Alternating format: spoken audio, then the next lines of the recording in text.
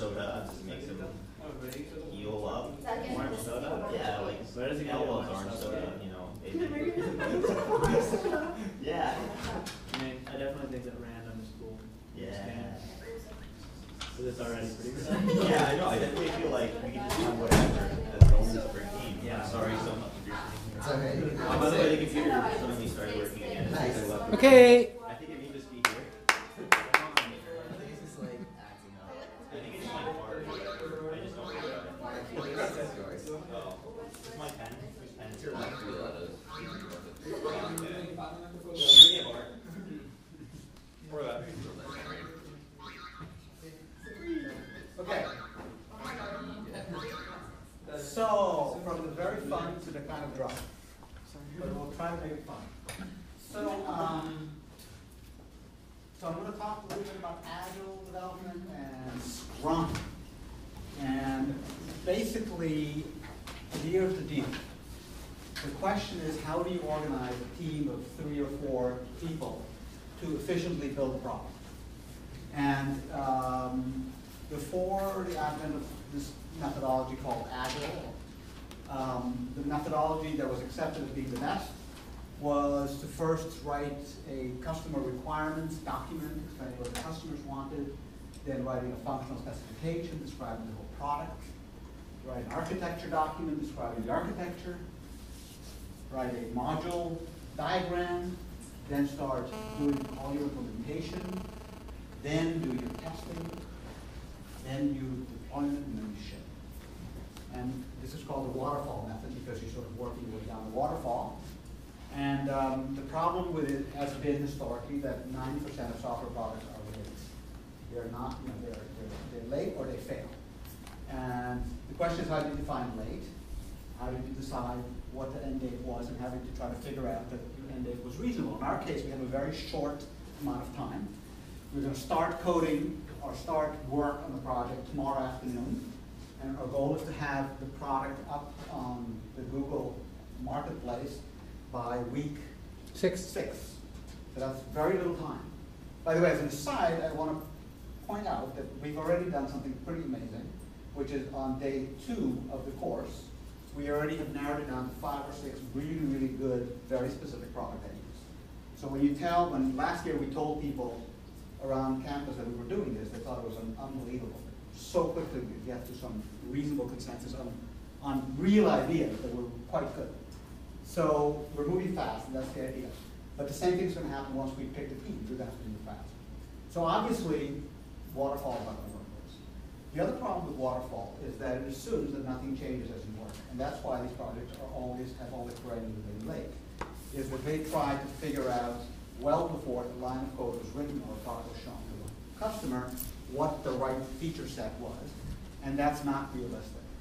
That's never going to work. And so, you know, I don't know exactly where they pinned the date, but 5 or 10 years ago, people came up with this new model for organizing software development that's called Agile development. And there's a couple of readings that I'll show you for tomorrow, which will let you see more in depth where it came from, what the history is, and so on. Our purpose is not to become Agile experts, and certainly not to give you the conceptual background or the whole song and dance. Our purpose is just to learn enough to apply it and actually use it in a practical sense. Okay? So, but the interesting perspective is, and this is out of one of the documents that I've linked to, is that here are the ways in which Agile is different as a philosophy. First of all, there's a very big focus on transparency, which is to say, do all you can to make the status of where you are at visible to everybody on the team. Don't wait until it's too late to find out where you're at. The second thing is to have a regular check, now that you know where you're at, to compare where you want to be. And then the third leg is to then allow yourself to make adjustments. So unlike, and I've worked in, and many of us have worked in projects where everybody's trying to work really hard, and there's a very clear functional spec, and everyone knows what they're building, and then somebody who's in charge of deciding what features come along has a new idea. And suddenly, everything breaks because I've already designed my data structures, I've designed my UI, I've got my activities, and oh my God, we made this change, and everybody gets very angry at everybody else. So Agile is designed around the idea that things will change, and it's designed in terms of methodology to plan for change rather than hope for no change. And that's kind of the crux of it. So let me get a little bit more specific. Now I'll go to my notes. Okay, so, Bigger. sorry? Bigger. Start to read. Why? Can we make it back to white and black? Yeah, that's good. No. How's that? Okay, so let me just give you, these things are, you have to sort of describe them all together, so I'm just going to go through this. So one of the first principles in Agile, let me just, one more introductory topic, which is Agile is an umbrella term for a set of pretty similar but different methodologies. One is called Scrum, one is called Extreme Programming, and there's a few more, but those are the major ones right now. And there's a set of practices that they have in common, and a set of other practices that maybe one supports and one doesn't. For example, one that we will not necessarily do, Extreme Programming believes in this very strange thing called pair programming, which means that every piece of code is written by two people together working at a computer. And the people that believe in it, in other words, we sit next to each other, I'm typing, you're watching what I type, you're asking me why are you doing this, I'm asking you to look something up, and together we're writing the code, which sounds tremendously inefficient. But people who, and I haven't done it myself, so I can't speak for it, but people who believe in it swear by it and say that you end up being more productive, even though you're using two developers, and the theory is that you end up with two people who know the code, you end up with shared knowledge, the less experienced person is learning from the more experienced person. It's a way to share expertise. So, yes? I was going to say, I have used it, and it really is good. Your code is much better, many fewer bugs, deeper understanding. I don't know if it's more efficient or not, Right. but it certainly is close. It's certainly very instructive. I mean, no matter who, any two people in this room, one is going to be a stronger programmer than the other. And you can always learn. And you can always go, oh, I didn't even know that thing had that API. Or, oh my God, I didn't know how you did an interface in Java. What's the difference in an interface and multiple inheritance? When do you use one? All these things that you kind of know, but if somebody's really experienced, you can learn from each other. So the point is that there's a set of practices, and you will see some of them that are in common in the different flavors of Agile, and you'll see some that are used in one another. The one I'm going to describe, which is the one I've done, is called Scrum. And really, again, it doesn't really matter that much. They're all pretty similar. So the idea with Scrum, first idea, is what they call time boxing, which is you work, instead of working towards a milestone and try to figure out what the date is, you actually work towards a release, which they call a sprint, specifically once every n weeks. In our case, it's going to be 1 week. Okay, so and the idea is, and the actual objective is, nothing causes the sprint to be delayed. So if something that was supposed to be in the sprint, some feature doesn't make it, the sprint does not get delayed. The sprint happens, which is to say you end it and you start the next one, and the work that was meant for the previous sprint gets pushed into the next one. But the sprint happens every, in our case, Thursday. The second principle related to that is that every sprint creates a complete, what they call a working unit of work, or whatever term they use, but it's a working subset of the product. Even if it does almost nothing, it does something. And the sprint in a week does a little bit more. So in our case, our challenge to you guys is going to be that literally a week from tomorrow, you're going to have a version of your program working, but it's going to be a very baby version. And the way you think about it is, what if somebody gave you $1 million to finish this thing by next Thursday? What would I absolutely do, at least to illustrate and to show the way to the problem? And so you have to become extremely hard-nosed about it, the Yagni theory, very, very hard-nosed. Do we really need this? Now people go, oh, no, but you know what, we got to work out the architecture, and we got to come up with all the data structures, and you can't pop. No, if you really focus it down, you can find that the first release maybe does not need a login. And the first release maybe does not need a scoreboard. And maybe the giraffe doesn't move yet, or whatever it is. But you figure out what it is you can do to have a measurable unit of progress and a release, quote unquote, every week. So that's the sprint. I'm doing it out of order. So the sprint is the new release. Well, the sprint is the every 7-day Cycle. And there's a set of things that happen based on that cycle. Each sprint is a release, or? Yes, at the end of the sprint, you do a release. Okay. It's a checkpoint, it's a complete build of the product that does something. It's like a small waterfall. Huh? It's like a small waterfall. We don't like that. You can call it whatever you want. But it's, like for example, in XP they call it iteration, whatever. It's just a word. But the point is that the concepts for me that are important are a deliverable at the end that works, and nothing causes the end of the sprint to be delayed. So if you don't do everything you want, you just push that to the next sprint when the sprint happens. Because the pitfall that happens when you have milestones based on, you got to get this feature to be working, is that it's almost working and you end up delaying, and everything sort of gets out of whack. So that's the first principle. The second principle is the notion of a backlog. So a backlog is nothing, is simply an ordered list of features. So the first feature is giraffe is displayed on screen. The second feature is giraffe responds to touch gesture. The third feature is giraffe neck bends. The fourth feature, and so on. So when I say feature, in the lingo we call them stories. And the reason we call them stories is, well, because people like to invent terminology, but also because it tries to distinguish that they're not all features, but they're small, relatively small units of work that can be done by one person, maybe two, definitely within the span of one sprint. So they're relatively small. We're talking 2 to 8 hours of work, 1 to 8 hours of work. Some items, some stories are very, very short. But the thing that's interesting about this is that and I'm going to show you a tool before we're done. I'm going to try to end at 10:04 so we can talk about homework if we're going. The interesting thing about this is that these stories are placed on this backlog, which is a list, could be a spreadsheet, with the highest priority one first, the one that's the most important to do. If you have nothing, no more time, this is what you want to do. And this bless you, the second priority one second, third. The other idea is that you can have as many stories on this list as you want. So any idea that the team believes, any idea that the team believes is worthy, even though we may not have time for it, you can put on the list, and then you can negotiate the order. And it's okay at any point in the project to reorder this list. So there's no sense of, oh my, we made the giraffe tail explosion feature number 5, but really, it's not really that important.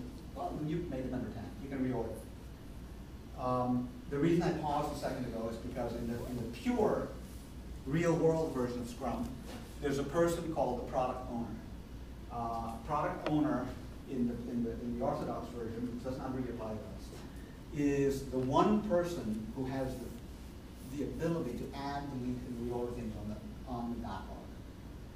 That one person is supposed to be the conduit of customer management, any other business priorities into the process, so that it's not a free-for-all. So the CEOs can come and say, no, you got to do the exploding tail. No, you don't have to do the exploding tail. The product owner is in charge of trying to, and you can use that feature in the product if you want to have exploding tails. I was thinking of shooting things out of his ass. But anyway. Speed boost. Yeah, speed boost. PG-13 model. Maybe that's a low priority, I don't know. But basically the idea that in our case our groups are too small and there is no management, there is no CEO, there is no marketing department. So I think a reasonable way to modify that, if you guys want to elect somebody among your 3 or 4 to be the product owner, that's fine. If you think it'll get things more organized and less free for all. But I think equally acceptable it would be that you sort of jointly decide. I think we should move this up and down. But the other principle that's really interesting about Scrum is that at the beginning of the sprint, there's a get-together where the team decides how much they think they can get done that sprint, that week, and slices the top end things off the backlog and say, this is what we're going to work on for this sprint. And that the team agrees that, and everybody agrees that, for that short period, for that 1 week, we're not going to change our mind. So yes, the system is set up to allow changes, but all we ask is that the changes are done not in the currently being worked on sprint. And that gives the people that are coding a little universe of control where they know what they're going to be doing for this week and they can just crank. So you can go and go to a library and just code, not feel like we got to check everything out. Because we've agreed, these are the 6 things we're doing this week, I'm doing these 3, you're doing these 2, blah, blah, blah. Small And waterfall. then, what? Small waterfall. Right. And we'll have to tweak some of this because the timeline is very, very short, and the number of people, well, the number of people is not so small, but the timeline is very short. So we'll have to do some tweaks to this. But basically, the idea is that for the duration of the sprint, the top part of the backlog that's being worked on, so the 5 or 6 most important stories are being worked on, and developers can just crank on that stuff.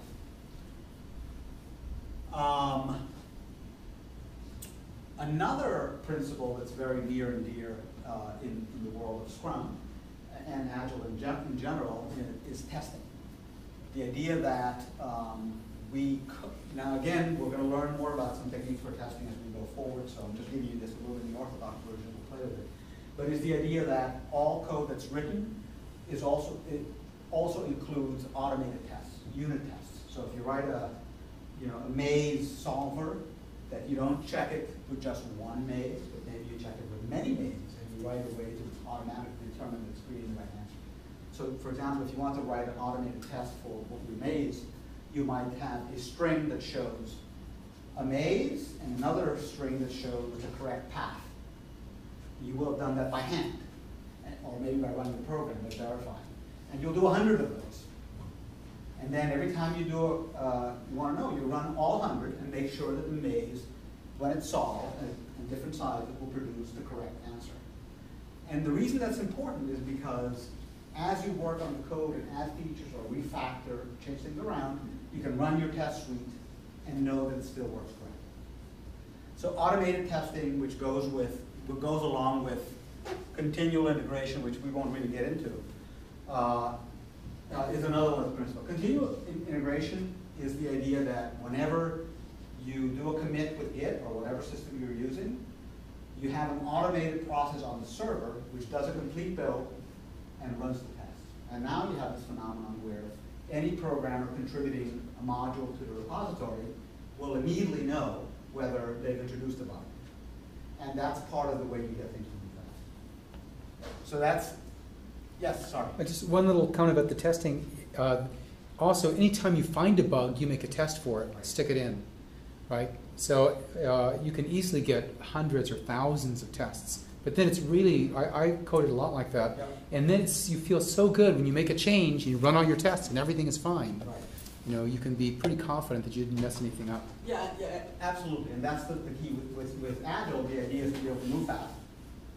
And so, and the central principle of the test is simply input and expected output, and lots of that. I mean, it's more complicated, but that's the fundamental. So if there's a test Java program that says run the test, it has a collections of inputs and expected outputs that tests, and they explore the edge cases, a 2x2 maze, 1,000 by 1,000 maze, a very tall and skinny maze, a maze that's very dense, very shallow, whatever it is, and then run it through. You're going to find out very quickly, and I bet you would find a lot of bugs. Okay.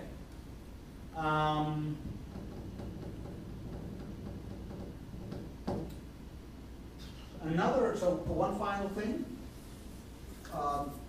One of the ways in which we get transparency that we talked about, that I talked about, is that every day, and we're going to encourage you guys to do this, and we'll all be visiting the different teams as you guys work on stuff. But every day, the people that are working on the project have a chance to they call them stand-up meetings because we want to make the meeting really short. You get together for 5 or 10 minutes, and that's it, at the beginning of the day, and you say, again, I'm giving you the orthodox, so you guys will tune it the way you like it, but the orthodox system is you answer 3 questions. What did I do? What did I complete yesterday? What am I planning to complete today? And what is holding me up? What problems do I have? And you just go around the team, boom, boom, boom, boom, and everybody gets a chance to answer those questions. And that's another way to have transparency. That way everybody in the team knows what's going on, and everybody in the team knows, oh, I know the answer to that question. And you don't get this phenomenon where somebody's stuck. But you're still working on that story. What's holding you up? So the idea is to get everybody on the team, all the developers, all the contributors, because it could be artists or linguists or whatever, to be part of this process of transparently saying what you're doing and saying what you're stuck on. Now, one thing, but let me pause. Any questions or anything that sounds screwed up to you guys? Yeah? You said we will not be doing continual integration. Why? Because we don't, continual integration, you're welcome to try it, but continual integration usually implies that when you check into the repository, there's a server process that then does the build, quote unquote, and runs the test. Now, you could take that idea and make a variant of it. I mean, it's more difficult when we're talking about an Android app, first of all. But also, generally, it's done on a server that's triggered by the check-in. But you could do a variant of that. You could say, for instance, you could decide that every programmer on the team is required by the team, sort of a collaborative commitment, to write a test file that goes with every source file. And you can put them all together in a directory and say, okay, before we, on Wednesday, or maybe at the end of the day, every day, we run all the tests. And if any test blows up, we're not going to go home until we fix it. So you could definitely do a variation of it, but the classic integrated continual integration is more a server-based thing. I recommend that. I recommend that you have that system. I was going to say, another thing you can do is if you have the whole test and you have some kind of ant file or script file to run the tests, then just make a policy. Before you check your branch in to the main branch, you run the tests. And you never check it into the main branch unless all the tests work, right? So, it's not automated. You still have to make that decision, but then you're really confident that main branch is pristine and solid, and you always have code that runs, which is nice. Yeah, and it saves you a lot of trouble. And I'll say something, I mean, just from our experience previously doing this kind of project, which is one difficulty people ran into is feeling like one or more of the team members were not meeting their obligations. I mean, this methodology works if people can commit to each other what they're going to do and then deliver on that commitment. Not so much that you won't hit a bug that you can't solve, because that happens to everybody, but more, be realistic and be straight about where you're stuck. And if everybody, because that was a source of some problems and basically making things take longer than expected. People didn't feel like, one person, it's the classic thing, one person was carrying a lot of the weight. So think in terms of mutual commitments. You're working on a team together. Your commitment is to each other, not to us, to make this thing work. And try to be honest about what you can do and then do it. And do the stories. You use those stories because they really help you focus. These are the 7 things we're going to do this week. And that's it. Right. We're not going to change our mind until the end of the week. Then the end of the week, you can totally change your mind and have a whole new 7 or 10 or 20. Exactly. Now, here's another thing that nobody picked up on, which is how do we know when we're done? What do we know? How do we know what's going to happen after 4 weeks? Because you could do this forever. Well, there's a couple of ways that is addressed in Scrum. They're a little bit different from the convention, which is that as you decide to do the stories, you're going to assign, and again, you can play with this, what works for you guys, but you're going to assign a subjective measure of how hard you think the story is to do. And when I say subjective measure, I mean not 3 hours, but for instance, you might say trivial, medium, hard, crazy, 4 levels. It's purposefully not hours, okay? Because here's how it works then. You assign a certain number of column points, and those 4 levels might be 1, 2, 3, and 4 points. And then, at the end of the week, you see how many points you actually did. So I have a team of 4 people, and we worked for 4 days, and we did 22 points. For the next week, and we call it the velocity. The next week, the presumption is, and the assumption is, that you will do 22 points again. But in reality, what you're doing is you're doing a reality-based scheduling. You're not saying, you're not dictating that it's going to take me 4 hours. You're saying, here's what we're really doing. Here's how fast it's actually going. Not how fast we wish it would come, but how fast it's actually going. And that's very powerful. And that's how you avoid this thing with this scenario where projects are infinitely late, because they're doing faith-based scheduling. You know, the hope and the prayer are to satisfy the manager. So in this case now, when you have your stories and you have these points, you can actually see, by applying the velocity as you've measured it so far, and the time you've got, where you're going to be at the end. And you can decide if that feels good to you. If it doesn't feel good to you, you have a few options, right? You can reorder your stories. You can work harder. You can go poach a developer from one of the other groups, pay them off. But you at least know what's going to happen. Because there's no amount of wishing and praying and demanding and insisting that's going to make the product go faster. What you need is visibility. What you need is an ability to see how fast it's going, and then react to that and do something about it. And that's what Scrum's trying to do. Sorry. No, back in CCP, we used like a deck of cards. Right. We had like one suit and like picked out a card. Everybody picked out a card and showed it simultaneously.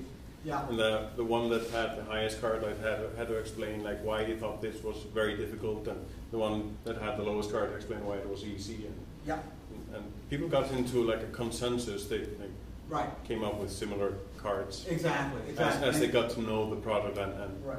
the other ones. And yeah, exactly. So there's things like that where and that's the whole idea, is to make it a consensus. Again, you're gonna have people with different abilities on your team, right? Some people are gonna be faster and slower. So the normal reaction to somebody who's been doing waterfall, doing scheduling with Microsoft projects for years is gonna be, that's crazy. I need to know if this thing is gonna take 3 hours or 4 hours. How can you possibly make it something so random as easy and hard?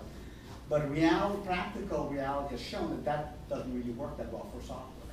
And that what you're trying to do here is not to be really clever about guessing how long it's going to take. No, you're trying to measure how long it took last week and use that empirical fact to tell you how long it's going to take this week. And when you're wrong, you adjust your velocity. So that's the thing in a nutshell. So let me, while you guys think of questions to ask me, I'm going to show you a tool that we can use, which is called Physical Tracker. Free tool. Is it still free? It's still free, but now it's free only for public projects, which is a very common business model to use. So if you want to have a private project, then you have to pay, but it's very nominal, and I think it's free for nonprofits anyway. How do they know? Pardon? How do they know we're developing a nonprofit? No, you'd have to email them and You have to get accepted. you have to get accepted. It's like college. Yeah. I mean, it's the best way, because and generally it's very, very loosey-goosey, because they can always say, hey, you're a nonprofit, but you have 7,000 users. Let's talk about it. Because remember, on the business model side, like a lot of these things, what they want is to get you addicted. So it's like crack. They want to give it to you free, and you get addicted, and then they say, okay, now you can't move from this thing. This is a great web connection. So we're going to start charging. Slow. Oh, it's switched over. See if this is any better. Oh, wow. No, it That's your stopped. own. It just loaded up what it had already.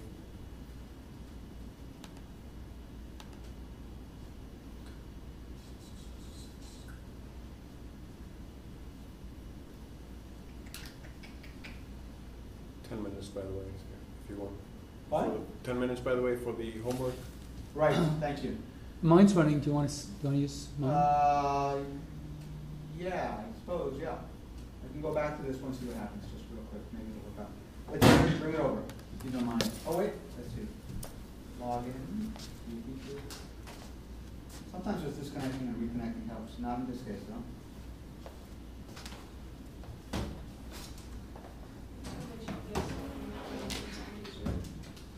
Create new projects. Yeah. Are you logged in? To Logged in. Pivotal? Yep. Okay. Okay, good. Into the. So we're going to create a project. I'm going to just pick Giraffe. See what? You better plug in power. Oh, What do you think? Yeah, you can. It's gotta go upside down. like- Maybe not. Yeah, that's it. So I'm going to create the Giraffe project. I know I'm picking on Giraffe.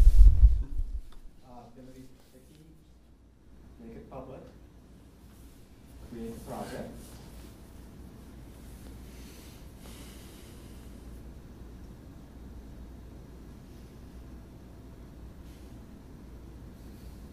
It's making it very public. Well, What's that? It's making it very public.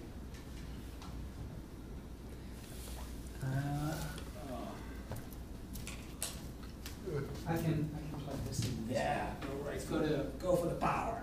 Yeah. As if that, I'll do this. I don't even see your network up there.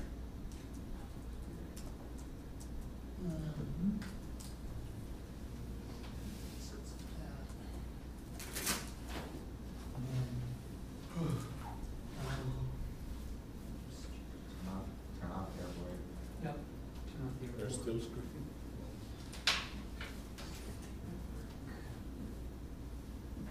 Airport, disconnect your. Stop that.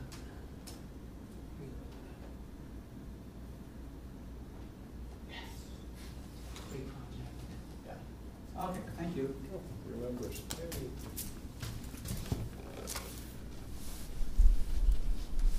Are we spending here?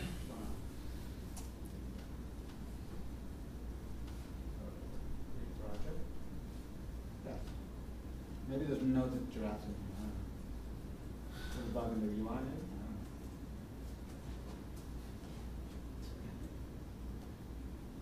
It's not responding. Hmm.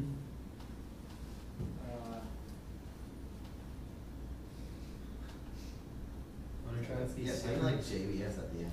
Try PC. It's like, Yeah, reverse video, that'll do it. It's type this, I don't know, try something else. Because maybe it's a. Well, you could look at the social market one, okay, it'll see if work. that works. Oh, man. Yeah. Okay, here we go. All right, perfect. So, okay, here's the backlog I described. And essentially, when I create a new story by saying add story, I'm going to call it flexible neck. So the project name. What was that? The next current top one is my favorite task. Don't allow casting negative. Well, it's a good. It's a life project. It is. You're working on that one. Yeah. So there's the story. Icebox is basically where you put stories that are in fact there's another there's the done column as well. But Icebox is stories that are sort of not yet worthy of even putting into the backlog. They're just ideas that are floating around. Once you think it's a worthy thing, you can put it. Oh, sorry, you can drag it over to the backlog and place it where you want it in terms of order. The reason it's in italics is that it is unestimated. So here you have the points. I'm going to give it a 1 point. I can give it a description. Make giraffe neck flexible. You can choose to break it into tasks, but we won't do that right now. And then you save it. You spell this correctly. Just to clarify, points is an arbitrary unit of difficulty. That's Yeah. fine. Mhm. Yeah. And you can adjust the metric. Pardon? So 1 to 10, which is the highest, which is the 1 to lowest. 5. It's really they get added. So low numbers are less time, and high numbers are more time. But other than that, you can. In fact, I think that this release of Pivot Tracker gives you other metrics. Mhm. People use a lot of crazy non-time sounding things. I mean, points, cookies, stars, gems, whatever. It's just something that's not minutes and hours. That's the main thing. So now there it is. The flexible neck is on the backlog. Now here's the other thing that goes on. Not if, any project has a current velocity, this one is 10 up here, it automatically will take 10 points worth of work and put it the top stories, highest priority stories that add up to 10 points, and put them in the current list. So this tells you the ones that your own prioritization has said should be the ones you're working on now. Okay? That's really all there is to it. The core of it is write a story, write a lot of story, talk about it, make sure that you can explain. The way to think of a story is that if you gave it to a developer, that person would know how to code it. It's not a spec. The other thing to think about stories is that the lower priority stories can be not that specific, but the closer they come to the top, the more specific they are, because they will hop over to their current list by putting them a high priority, and then the idea is one of the four of you is going to get it and should go build it. Okay? So, by the way, again, I'm talking in absolutes as if it's all cut and dried. You're going to find in practice that it's not. You have to do some negotiation, but that's the basic idea. And we will be working with all of you to sort of turn these words into actual practice so you get a hang of it. But those are the basics of Agile development, in this case. The backlog, the stories, the velocity, the sprints. The idea of prioritized stories on the backlog, you work the top set. Continuous integration, testing, and always, at the end of the sprints, always having something that works. Not a garage full of like carburetors and wheels and tires lying around, but a little scooter that kind of works, it looks like a car, but it's not done yet. That's the idea, okay? There's a reading on tomorrow's, do you have a bookmark for the thing somewhere? Let's see. Yeah. For the class? For the class, yeah.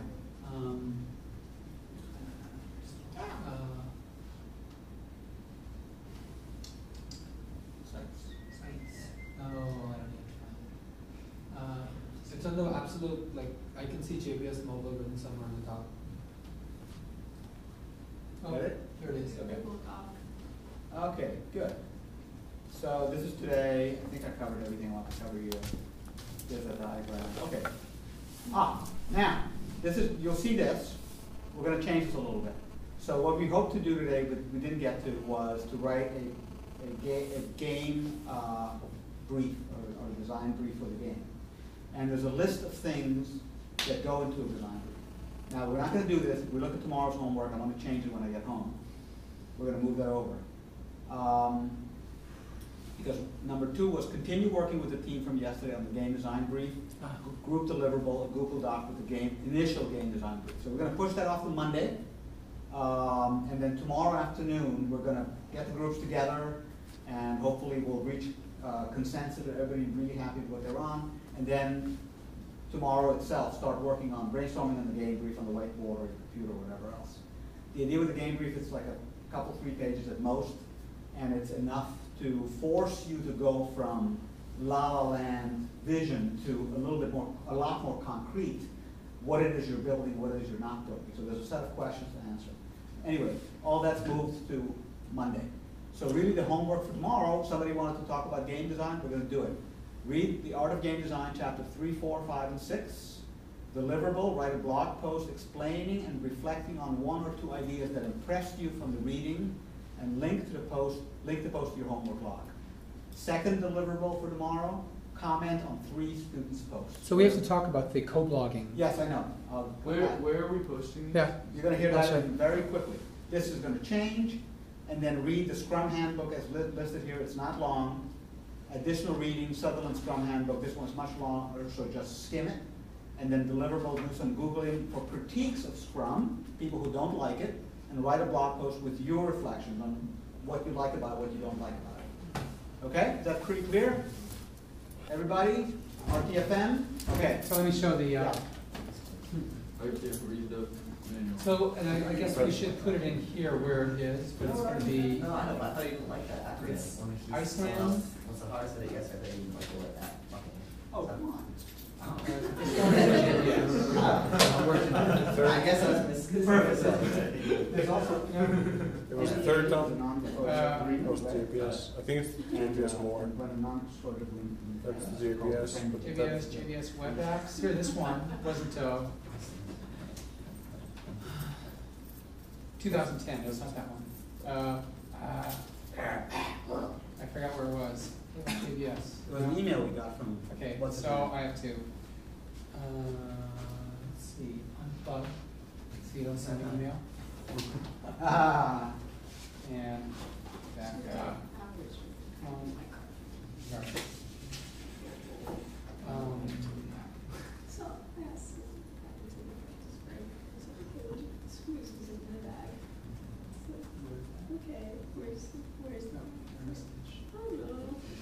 Simple. Logging. Usually Drive. Non-disclosure. DIY? No, non-disclosure. No, didn't do that one. Yeah. Keep it simple. Keep it Simple. simple. Okay, great. So plug it back in. Try. Dare. Just Google programmers drive and you'll find it, sure. Okay, so I'll put this link up. It's iceland.cs.brandon.edu/JBS blog 2011. Iceland. So it's We're going international. an Icelander. Icelander? I'm not Is allowed. that what you call? What do you call someone from Iceland? Icelandic. An Icelander. Speaking Icelandic. So would you? So you're not allowed to view this page. You have to log in. Who cares? Log in. Use your name. Yeah, no, not. What? What? That was Tim. Run as if you take Tim and shift it over one over. Yeah. Yeah. That's run. Don't repeat Yep. yourself. So use a camel name, capitalized, no spaces or How do you punctuation, register them? and then a password. Okay, I see it Yeah, see how to Create an Log in. account or recover. unknown. You gotta create a user. What's that? Create a user. That's Oh, user preferences. Sorry, you have to go to user preferences first. right. You have That's to use your last name? so then you put it in. And your password. If you've already had an Iceland login, it's a new one per subpage. It's a good question. If you already have one? Yeah, 'cause from like previous. Yeah, I think it's a different one. It's a whole different one. It So I think says found no account matching the given email address. Oh, create profile. Sorry. And then create profile, mail me my account, and create profile. Okay, created, so now I ought to be able to log in. Let's see.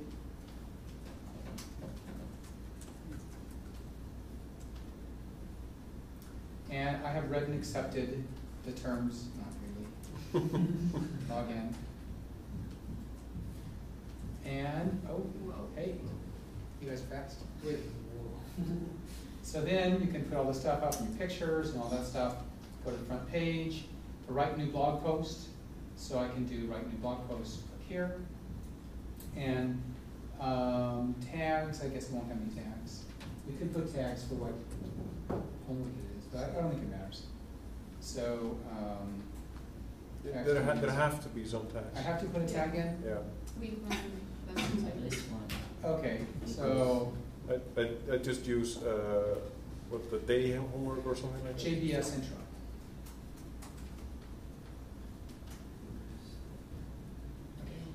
Describe, then you put your post here, page title, so intro, okay. I'm teaching JBS. Okay, save changes. Great, so that's it, and then you can comment on it, somebody can add a comment. They can visit it and add a comment, you can go to the front page and see all of the posts. And actually, maybe we should have a tag so you can easily look up the post that you're doing. Yeah. So call this one W0L2. W1. W1. L3. L3. For Mark. W1 L3 Right. should be. So you should make a new blog post, W1 L3. But aren't there two posts, right? Yeah, so you can L3A, L3B, or Yeah, L3-1, L3-2. L3-1. So W1, week 1, lecture 3, capitals. Week 1, lecture 3, -1 is the tab. Can I put dashes in tabs? Yes. So, and this is where you comment on reading. What was the first one? Forgot the first assignment. Whatever. That was the game design stuff. Game design. Game design chapters 3, 4, 5 or something. 3, 4, 5, 6. I thought it said in the home control, isn't that the Google Doc? No. No. Okay. No, it said put a link to it in the Google Docs. But in the question, but in the homework log, wouldn't it be saying L2 because the first one was L0, second one was L1, so Yeah. now we skip to L3. Yeah, this is L2.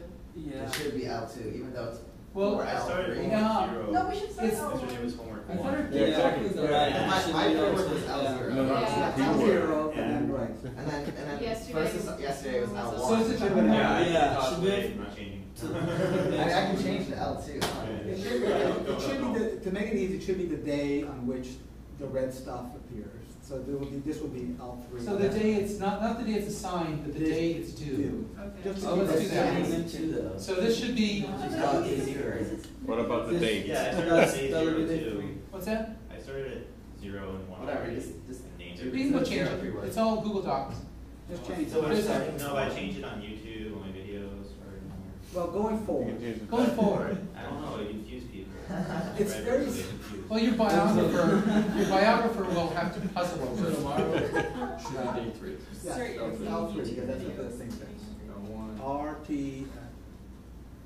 Okay, so. What happened to homework 2? Okay, so this is, let me copy that out. Video was lost. And this is. Good.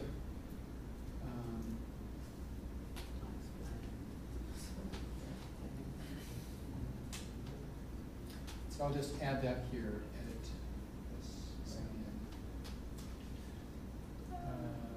Sign into, this is this one, yes. This one, okay. View draft, Yeah. did you make a draft change? No, I think it does that sometimes at random. Read only view if you recover edit, please close this window once you. I see that all the time. No, it's on. I hope.